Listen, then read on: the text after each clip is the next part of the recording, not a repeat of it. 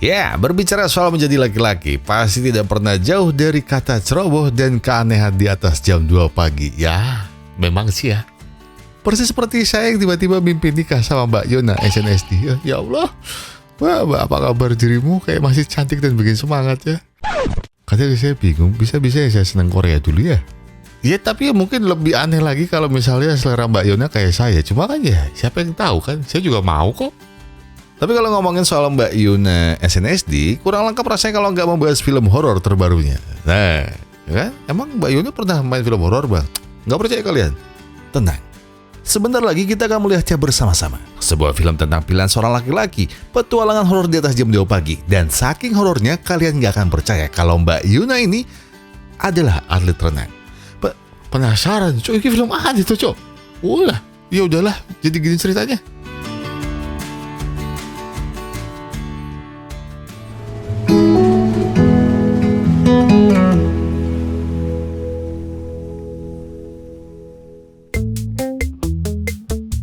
Apa sebutan yang pas untuk pria satu ini?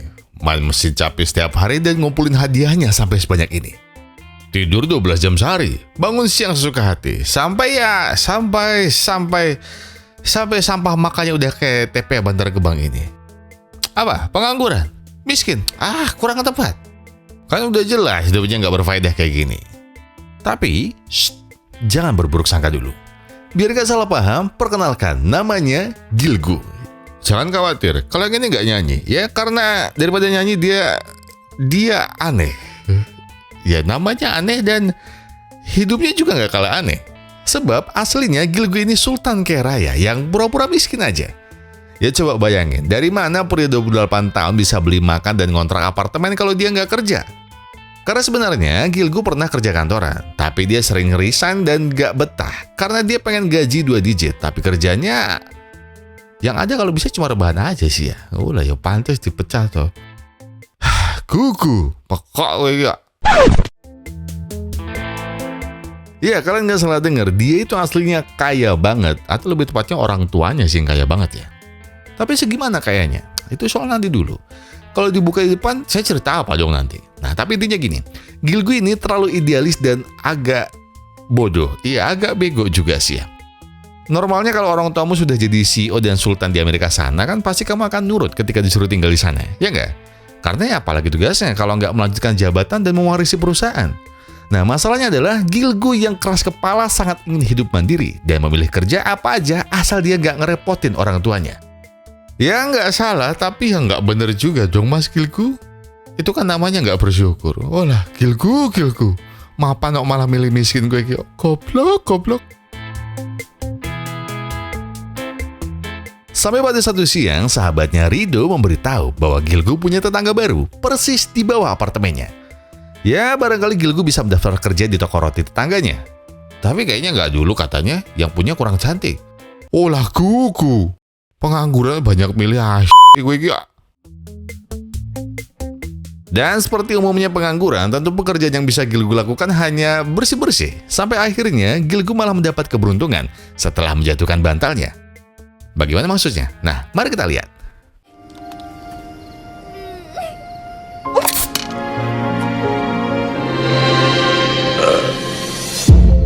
Nggak apa-apa. Ya Allah, Mbak tetap cantik kok. Ya Allah, pengen satu kayak gini, 2 juga boleh. Nggak apa-apa, 1 dulu lah.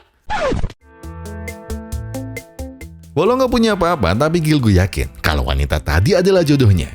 Tapi baru sebentar dia berhayal, Rido lalu mengingatkan kalau tagihan makanan ini saja Rido yang bayar. Kok bisa-bisanya Gilgu yakin wanita itu jodohnya?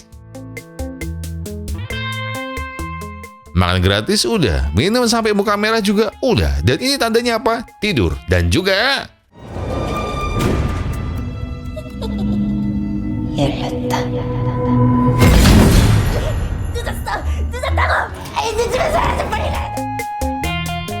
Baru mau ngayal tentang wanita cantik, yang datang justru mak lampir. Gilgu yang tak tahu siapa wanita gila ini langsung pergi sebelum dia kenapa-napa. Keesokan harinya Gilgu beruntung, karena semalam pasti hanya mimpi buruk. Dan sepertinya sarapan roti pagi-pagi adalah pilihan yang tepat. Namun ketika ia sedang mengincar roti paling murah, Gilgu malah dicurigai oleh pemiliknya yang bernama Ara. Tetapi setelah membeli roti dan mengenalkan diri sebagai tetangganya, Ara pun langsung memberi diskon pada Gilgu. Dan ia pun ingin mengenalkan kepada sepupunya yang ternyata... 왜? 우리 이웃 사촌이셔. 윗집 사신대. Ya Allah Mbak Yona, I love you. Namanya Sunji. Sejenak Gilgu senang karena dia hanya perlu membeli roti untuk bertemu Sunji. Namun semuanya berubah setelah ia melihat bekas luka di dahinya yang langsung membuat Gilgu ketakutan. Maka daripada ia dipukuli dan ditangkap, Gilgu pun segera berlari tanpa tahu maksud wanita itu yang ternyata ingin memberinya hadiah pembukaan toko rotinya. Sepanjang hari, Gilgu benar-benar tidak mengerti kenapa Sunji seperti dua orang yang berbeda. Hingga malam harinya ia kembali tidak percaya setelah menyaksikan tingkah anehnya lagi. Maka untuk memastikan keanehan itu, ia pun segera turun untuk melihatnya sendiri. Namun ketika ia berhasil menemukannya, Sunji justru diserang pria bejat. Walau aneh, dia akan tetap menyelamatkannya dari... Apa dah? Salah. Dan tamatlah riwayatnya. Sebab dari kasus ini, Gilgu yang justru dikira sebagai pria bejat yang selalu membuntuti anaknya. Tetapi ketika ia ingin menjelaskan niatnya, Sunji lagi-lagi malah menyerangnya dan ayahnya pun langsung mengusirnya serta melarang Gilgu mendekatinya lagi.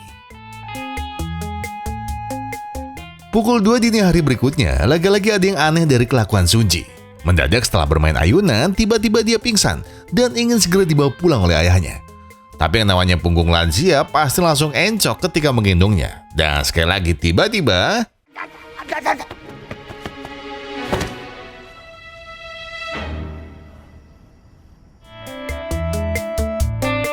Karena tak ada lagi orang yang bisa dipercaya, Gilgu akhirnya diminta menggantikan Pasang untuk menjaga anaknya. Kamu nganggur kan? Butuh uang. Tenang, ada bayarannya kok, ucap Pasang. Namun sebelumnya, tolong sebutkan olahraga apa yang Gilgu bisa. Sebab tugasnya nanti tidak sembarangan. Mungkin, kayaknya taekwondo sih Pak, jawab Gilgu. Mungkin Gilgu menjawabnya ragu, tapi kalian jangan salah sangka. Karena Gilgu bisa semua olahraga. Tapi ya...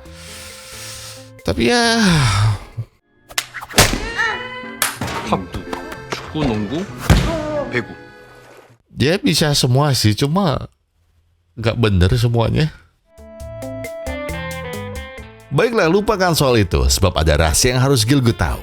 Mungkin Gilgu sudah curiga tentang keanehan anaknya. Dan itu benar. Sunji sebenarnya tidak punya kepribadian ganda, tapi dia kerasukan iblis yang mengaku telah mengikuti keluarganya dari 3 generasi sebelumnya. Karena iblis itu sangat suka cahaya bulan, Sunji hanya akan berubah setiap pukul 2 pagi. Biasanya dia akan meminta banyak hal, dan Gilgu harus menurutinya, atau nyawa Sunji dalam bahaya. Tapi masalahnya, Sunji tidak pernah tahu kalau ia dirasuki. Jadi, semuanya tergantung pada Gilgu. Baiklah, ini akan mudah, ucap Gilgu dalam hatinya saat ia harus menjinakkan iblis aneh itu. Namun baru sekali Gilgu menjadi pawang magang, Gilgu sudah tidak kuat karena... 이거. 보여? Olah, Pakoco. Ya, mari kita coba di hari kedua. Semula Gilgu merasa ada yang aneh karena iblis itu seakan tahu niatnya mendekati Sunji. Bahkan Gilgu sempat mengira kalau ini pasti acara YouTube kan. Mana kameranya? Mana Sugeng? Mana Lebagong? Gilgu, bodoh aku iki. Pernah kepikiran iblis suka kue vanila? Nah, kalau belum artinya kalian semua sama dengan Gilgu yang sangat bingung kenapa permintaan iblis ini aneh-aneh. Harus beli rasa vanila lah, nggak doyan rasa coklat mint lah, selalu usil sama pelanggan yang suka kue vanila juga lah, ya pokoknya banyak lah. Sampai akhirnya Gilgu penasaran kenapa iblis itu memilih merasuki Sunji. Apakah karena Sunji cantik, putih, dan seksi? Jelas bukan, bodoh, bentaknya. Itu karena dosa nenek buyutnya yang sangat fatal dan tidak termaafkan.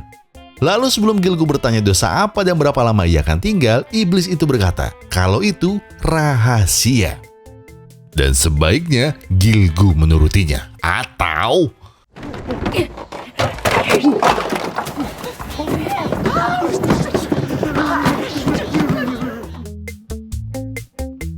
Untuk bisa mempercayai semua keanehan ini, Gilgu akhirnya mendaftar sebagai karyawan toko roti. Sebab hanya dengan cara inilah ia bisa memastikan apakah benar Sunji tidak mengingat semua kejadian di malam harinya. Tetapi sesering apapun ia bertanya dan memperhatikan, Gilgu justru semakin pusing. Karena lagi-lagi Sunji yang ia kenal di pagi hari memang benar-benar berbeda. Kalau pagi dia kalem, sabar, cantik, pokoknya gak ada lah aura iblisnya sama sekali. Maka dari itu pun dia terpaksa hanya bisa menebak kapan semua teka-teki ini akan terungkap. Dan beginilah jadinya setiap malam, tidak ada yang bisa Gilgu lakukan selain menuruti semua keinginan iblis itu. Begitupun ketika ia harus bersikap tak ada yang terjadi ketika ia bekerja di toko roti. Namun tidak apa, setidaknya Gilgu masih bisa memandangi kecantikan Sunji.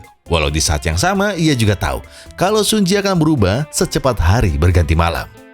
Sehingga bukan pemandangan yang aneh ketika Sunji tiba-tiba punya hobi baru, yaitu mencari guci di gudang dekat rumahnya. Dan diam-diam karena kebaikannya itulah, Pasang jadi lega, karena ia tidak salah memilih pengganti. Namun lama-kelamaan Gilgu juga semakin penasaran, apakah keluarganya tak pernah mencari cara mengusir iblis itu. Sudah, jawab Ara. Sebenarnya Sunji pernah diruqyah dengan server sebelah, tapi hasilnya... 그만. Ya Allah, Mbak sabar. Itu kerasukan, bukan maling ayam. Ya Allah, tolong. Mungkin iblis itu hampir tak punya kelemahan, tapi Gilgu tak usah khawatir, karena Ara tahu cara memancingnya. Gilgu hanya perlu mengajaknya taruhan, dan tenang saja, iblis itu tidak akan tahu kalau dia ditipu. Maka keesokan malamnya, Gilgu akhirnya punya ide untuk mengusirnya. Dengan apa? Dengan mesin capit. Iya, hanya dengan permainan inilah Gilgu akan menang. Taruhannya simpel. Sunji bebas memilih boneka mana saja. Dan jika Gilgu bisa mengambilnya dalam 3 kali percobaan, maka iblis itu harus memberitahu cara mengusirnya. Baik, tapi kalau Gilgu kalah, ia akan tinggal lebih lama di tubuh Sunji. Deal?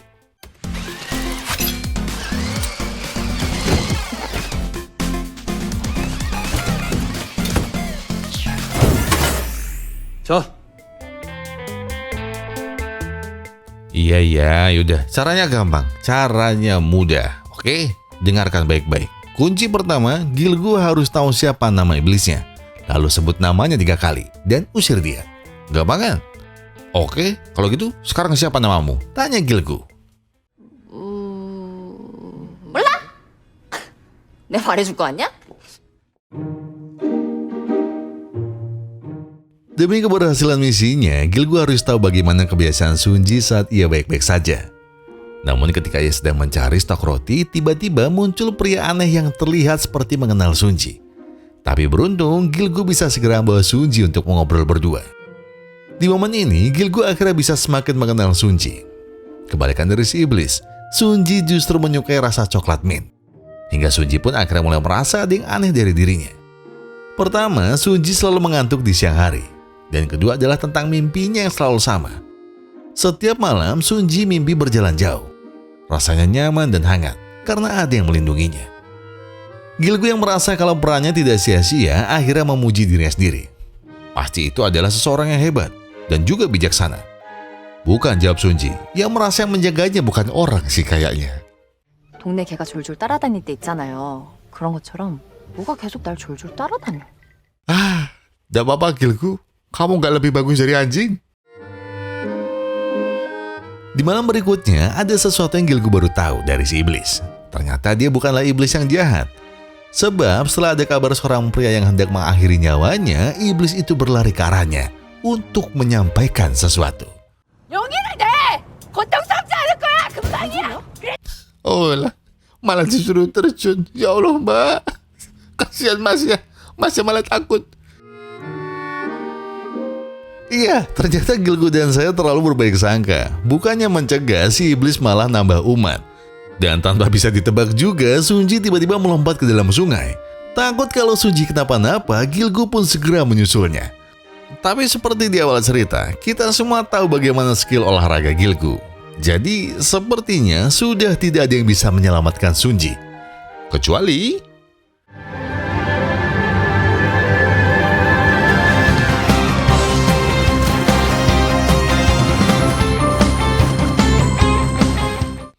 Ethan, Kayak kupu-kupu sempurna, coy.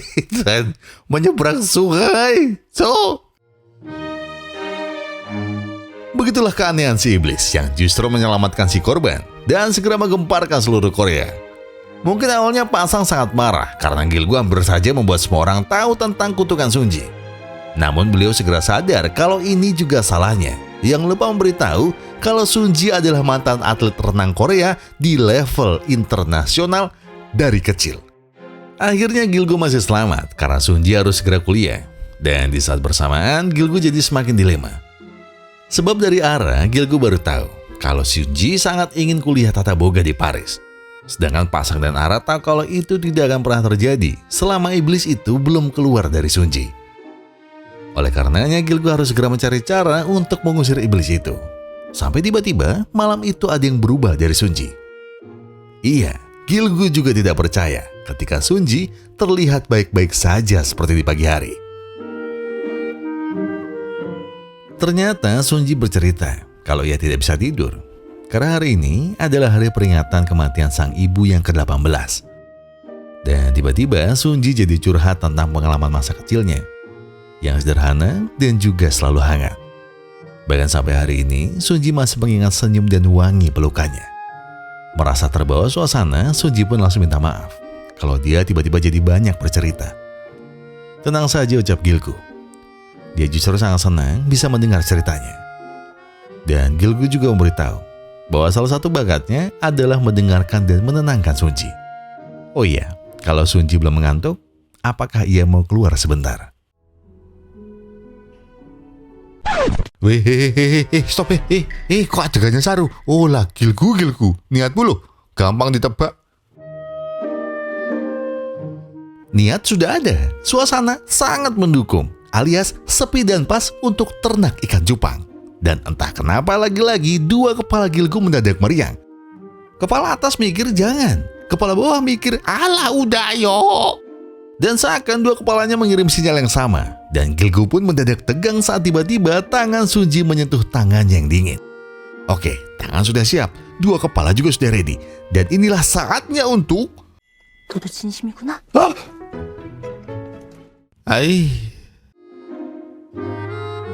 Ya udah, tenang Gilgu, nanti tak ajarin. Tapi sebelum itu, Gilgu harus kembali ke niat awalnya, yaitu mengusir sang iblis. Kalau ia belum tahu namanya, apakah ada cara lain? Trampolin katanya. Iya, trampolin. Oke, itu gampang sih ya, jawab Gilgu. Terus ada lagi nggak? 그럼 가자. 가면 되지. 낮에 가면 되잖아. 낮에? Entah apa maksud iblis itu mengajaknya kemari. Tetapi perlahan Gilgu bisa merasakan kalau inilah memori si iblis dan Sunji di saat bersamaan. Itu semua bisa ia lihat dari Sunji yang tiba-tiba berurai air mata. Dan sebagai kenang-kenangan, maukah Gilgu memotretnya? 됐다. 진짜 딱 한 장만 찍어줄래?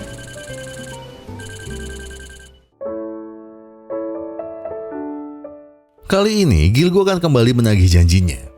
Jadi setelah ia menuruti keinginannya, kapan iblis itu akan memberitahu nama aslinya? Belum saatnya, ucap si iblis. Tetapi ketika Gilgu terus mendesaknya, iblis itu benar-benar marah. Karena kenapa semua orang sangat ingin mengusirnya? Dia menyuruh Gilgu mengikuti keinginannya dengan tulus, bukan dengan tulus mengusirnya. Baiklah, jika memang Gilgu sama saja dengan semua orang, lebih baik mereka tak perlu bertemu lagi. Perlahan, ketika iblis itu hendak melarikan diri, tiba-tiba muncul sebuah bayangan buram yang terasa menyakitkan. Seolah dia pernah mengalami kejadian yang sama di masa silam. Dan tiba-tiba, langkahnya terhenti saat di depannya ada seutas tambang yang seperti mengikat kedua kakinya. Dan ketika ia ingin kembali, tiba-tiba...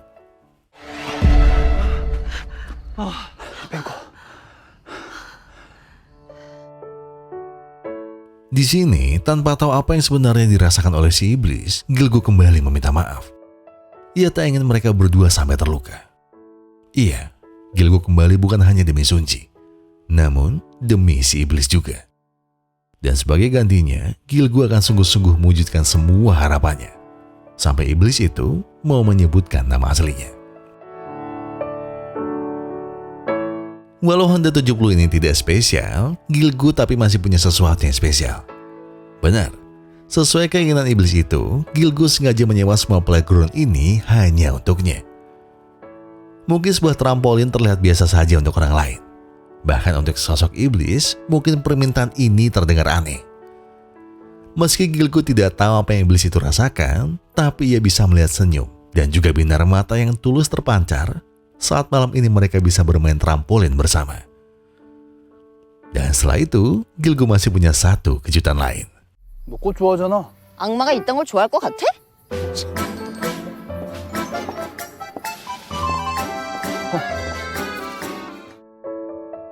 Mungkin iblis yang merasuki Sunji bukan iblis tingkat tinggi. Sebab ada satu hal yang ia tidak bisa, foto dan berpose. Itulah yang Gilgu katakan untuk membuat kenangan mereka bisa sedikit terekam di kepala masing-masing. Untuk satu atau dua pose, iblis itu memang terlihat manis. Tapi untuk pose ketiga, gimana ya? 아니야, 그거 하지 마. 아니야, 그런 거 하지 마. Ya nggak apa-apa, kalau gini kan kelihatan setannya. Tetap cantik, Mbak. Selama mereka bersama, sebenarnya Gilgu belum pernah tahu bagaimana wajah asli si iblis. Dan mungkin malam ini, ia akan menggambarnya khusus untuk Gilgu. Siap-siap, karena mata Gilgu akan terpesona dengan kecantikannya. Dan kira-kira beginilah kecantikannya. 그러네. 진짜 투누님 뭘 수도 있겠네. Sepertinya misinya kali ini akan berhasil. Karena akhirnya Gilgu bisa memancing siapa nama panggilan iblis cantik seperti gambarnya barusan. Marganya Nika, lengkapnya Astrea. Hah? Kok namanya agak racing ya? Ya tapi ya udahlah.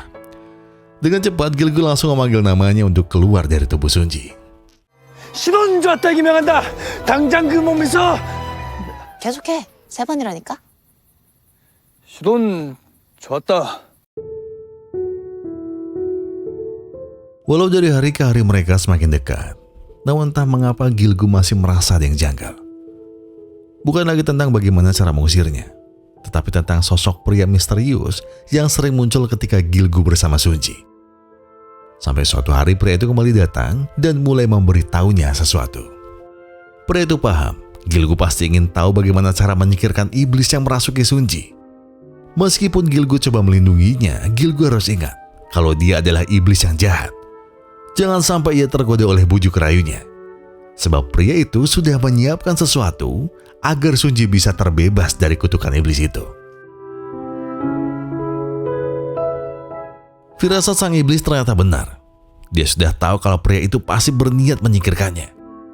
Maka dari itu, ia pun mengingatkan Gilgu untuk terus menjaga Sunji ketika siang hari. Dan di saat bersamaan ketika pasang mendengarnya, ia juga berkata, kalau pria itu pasti hanya dukun yang ingin memeras uangnya. Seperti banyak dukun dan cenayang yang selama ini menipunya. Tapi tenang saja, Sunji pasti akan baik-baik saja. Lagi pula, bukankah Gilgu sudah bekerja keras demi menjaga Sunji? Kenapa dia tidak bersantai sejenak? Bukankah Gilgu juga sudah bisa mengendalikan iblis itu?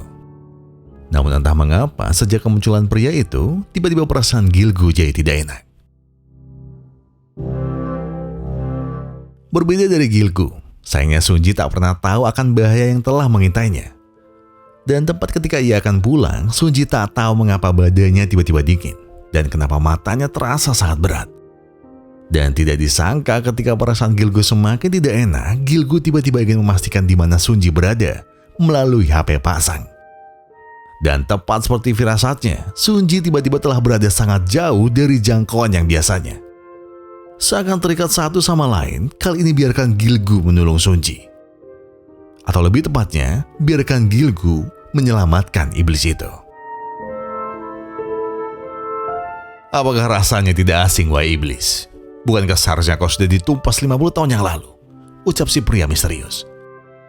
Sampai di sini, kepingan teka-teki masa lalu akan segera terungkap. Dan kali ini jangan harap kau akan lolos. Sebab sebagai keturunan penjaga desa ini, ia akan melanjutkan tugasnya untuk mengembalikan iblis jahat ke ajal yang sudah menunggunya. Namun sayangnya jalannya tidak akan semudah itu.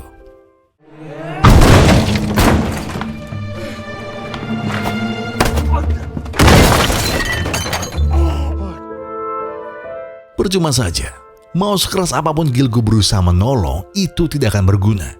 Karena Gilgu hanyalah pria bodoh, payah dan tidak tahu apa-apa. Apalagi soal arwah yang merasuki Sunji. Seharusnya ia bersyukur karena wanita ini akan segera terbebas. Apakah jangan-jangan Sunji malah percaya kalau arwah lemah ini adalah iblis? Seharusnya Gilgu yang bilang percuma, karena ia tak akan menyerah sebelum mengetahui kisah yang sebenarnya dari Sunji. Maka dengan segenap kekuatan terakhirnya, bahkan jika harus mengorbankan dirinya, Gilgu akan tetap maju, bagaimanapun sulitnya. Barangkali semua yang terlihat mustahil memang tidak akan berhasil, apalagi mengingat Gilgu yang payah. Tetapi sekali lagi, Gilgu akan menang dengan caranya sendiri. Sampai pada akhirnya, ia pun berhasil mengalahkannya dan segera menyelamatkan Sunji.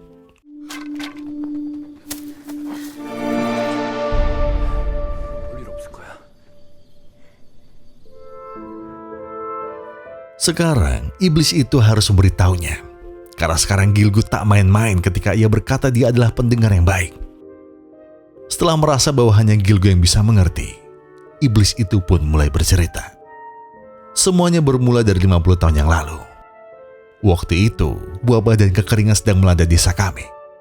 Semua orang sangat menderita, dan salah satu korbannya adalah orang tua dan adikku. Hingga tak lama, muncullah seorang dukun yang bilang bahwa desa kami akan musnah jika tidak mempersembahkan korban. Karena pada saat itu sudah tidak ada rasa kemanusiaan dan rasa memiliki di desa ini. Nyawakulah yang menjadi korbannya. Dan begitulah kematianku saat usiaku baru 20 tahun.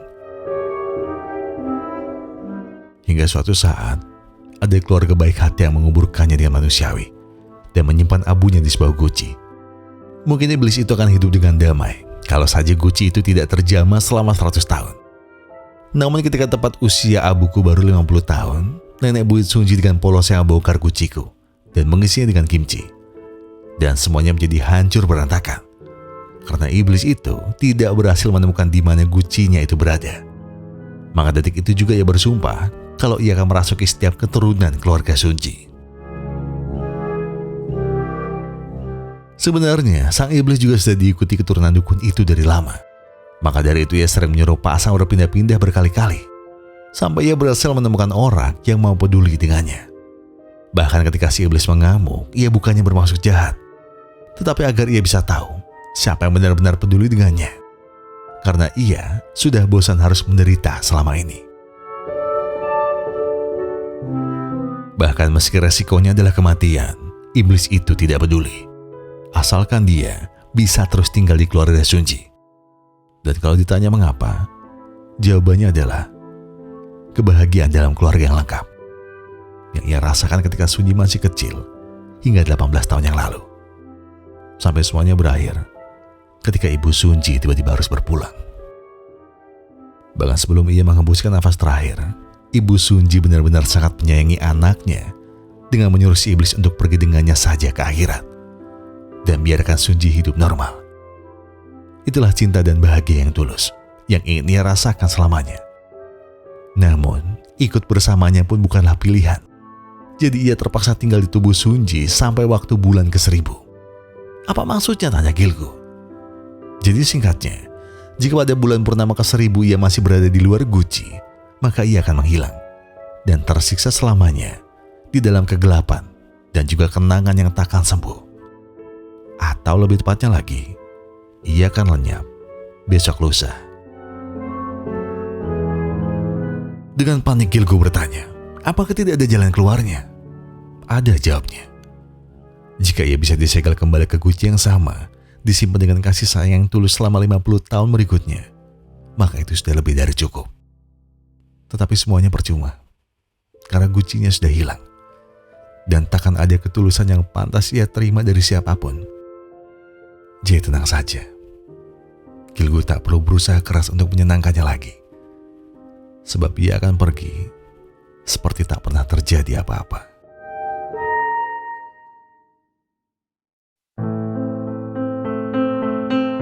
Setelah mengantar Sunji pulang, entah kenapa pikiran Gilgu terus melayang, mencemaskan keselamatan iblis itu. Apa yang bisa ia lakukan? Hingga sebaliknya iblis itu pun tengah memikirkan hal yang sama. Apakah tak ada kesempatan untuknya hidup dengan damai? Dan sebelum ia pergi, ia mohon agar Gilgu tidak memberitahu ayah Sunji, agar dia tidak perlu merepotkan keluarga ini lagi. Seperti bukan Gilgu yang biasanya, tiba-tiba ia bertanya, apakah rumah nenek buyut Sunji masih ada? Dan setelah ia tahu kalau harapan itu masih ada, maka ia tidak mau membuang waktu lagi.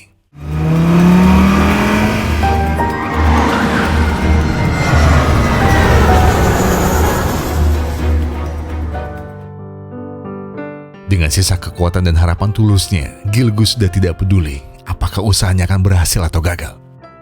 Namun setidaknya ia akan melakukan semua yang sanggup ia berikan untuk iblis itu. Meskipun ia sempat tak suka dengan cara arogannya, tapi sekarang Gilgu sadar bahwa selalu ada alasan di balik setiap perbuatan yang dilakukan manusia. Bahkan iblis sekalipun pasti pernah menjadi manusia, mengalami semua kekecewaan, dan hanya perlu dimengerti. Maka jika ia bisa menolong sedikit saja, ia akan melakukannya. Walau harus bekerja dengan waktu, Gilgu masih percaya kalau ketulusan hatinya akan membuahkan hasil. Bahkan jika ia harus menggali semalaman sampai pagi, itu bukan masalah. Hingga di titik terakhirnya, sebelum bulan purnama terakhirnya akan musnah, ia tidak menyangka kalau dia menemukan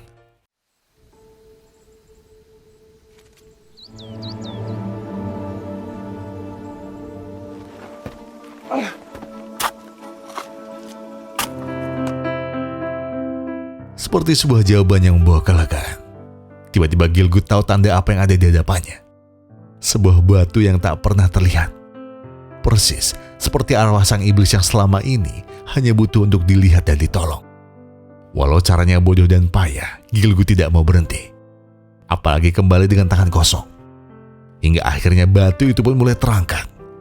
Dan tepat di bawahnya, guci yang berisi harapan itu akhirnya terlihat.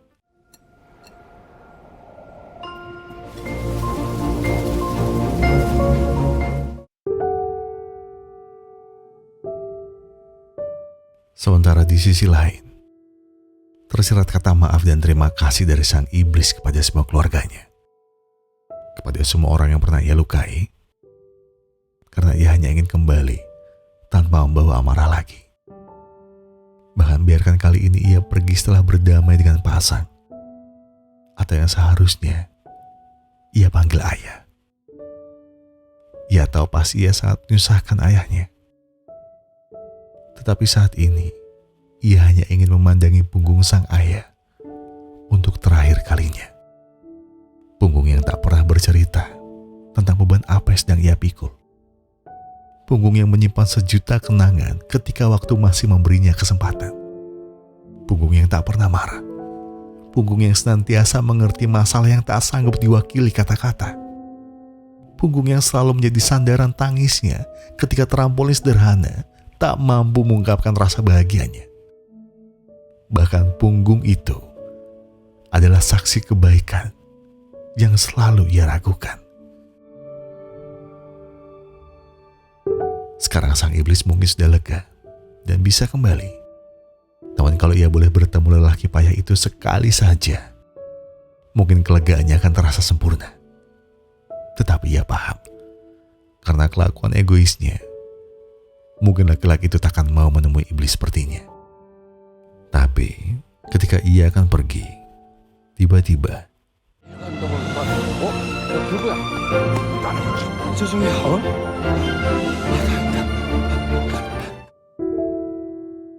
mungkin selama ini Gilgu memang pria payah, ceroboh dan juga bodoh.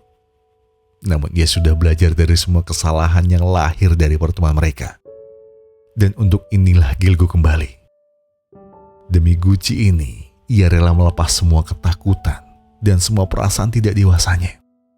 Hingga dia juga telah membuang kimchi 50 tahun itu. Mungkin aromanya masih ada.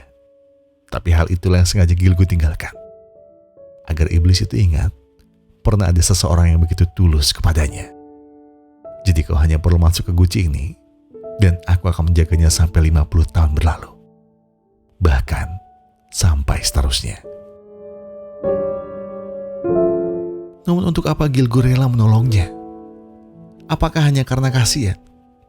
Bukan, tentu bukan. Sebaliknya ia ingin iblis itu tahu bahwa dia tidak pantas menjadi iblis. Lagi pula iblis mana yang begitu perhatian kepadanya? Iblis mana yang pura-pura tidur ketika ia hanya ingin diperhatikan? Serta juga iblis mana yang menyirami bunga mati? Kalau mau menjadi iblis, lakukan dengan benar. Dan alasan Gilgu menolongnya hanya agar ia bisa pergi dengan damai, mengikhlaskan semua rasa sakit dan penderitaannya.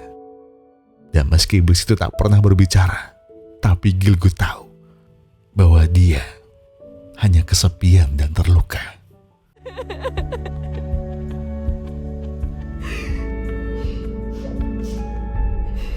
그만 울어. Sekarang tolong sebutkan namamu, ucap Gilgu. Dan berkat ketulusannya, akhirnya iblis itu bisa kembali ke rumahnya. Dan namanya Munyang. Baik Munyang, kau siap? Namun, sebelum ia merapalkan nama yang ketiga, ia ingin mengingat semua kenangan manisnya saat Munyang mengajarinya apa arti kata tulus dan juga menerima.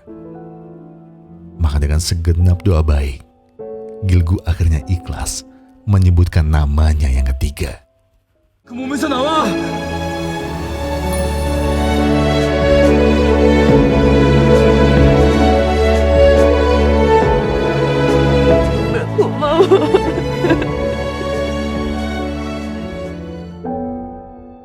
Meski berat, namun itulah yang harus dia lakukan.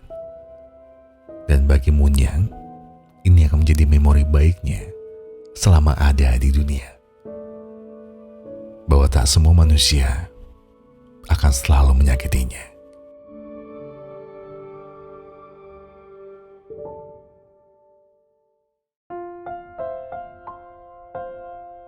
Setelah lewat pukul 2 dini hari, kini Pasang dan Ara tahu bahwa Gilgu telah membebaskan Sunji dari kutukan kunonya. Maka tak lama, Gilgu pun akhirnya melamar Sunji sebelum melepas calon istrinya mengejar kuliahnya di Paris. Hingga akhirnya, sambil menunggu Sunji pulang ke Korea, Gilgu pun sah mewarisi perusahaan alat berat ayahnya di Amerika. Dan setelah sukses, ia juga tak lupa mewujudkan semua mimpi keluarganya. Ara dengan toko roti pertamanya, ayah mertuanya yang ingin berkeliling dunia, sampai yang terakhir, ia pun sepakat dengan Sunji untuk membangun lagi toko rotinya, menjadi salah satu pabrik roti terbesar se-Korea. Dan cerita ini belum selesai, tapi biar saya jelasinnya begini. Mungkin kalian sama seperti Gilgu yang berpikir kalau cinta pada yang pertama nggak ada di film ini. Tapi, kenyataannya yang tersembunyi bilang sebaliknya. Meskipun yang kelihatan sayang itu si Munyang, tapi dari dalam hatinya, Sunji juga sudah jatuh cinta semenjak Gilgu menjadi tetangga barunya. Bahkan yang katanya hadiah pembukaan, aslinya adalah hadiah premium untuk pelanggan Sultan aja. Tapi untuk Gilgu, spesial. Udah kayak martabak. Sampai akhirnya, diam-diam Sunji pun mulai ngeh kalau pria polos itu juga menyimpan rasa yang sama. Jadi istilahnya, tanpa kerasukan Munyang, cinta mereka juga tetap berlabuh.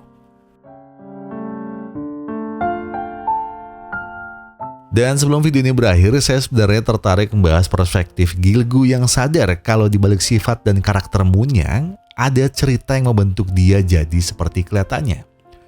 Yang intinya gini, jangan pernah menilai atau menghakimi kelakuan seseorang hanya dari yang kelihatan.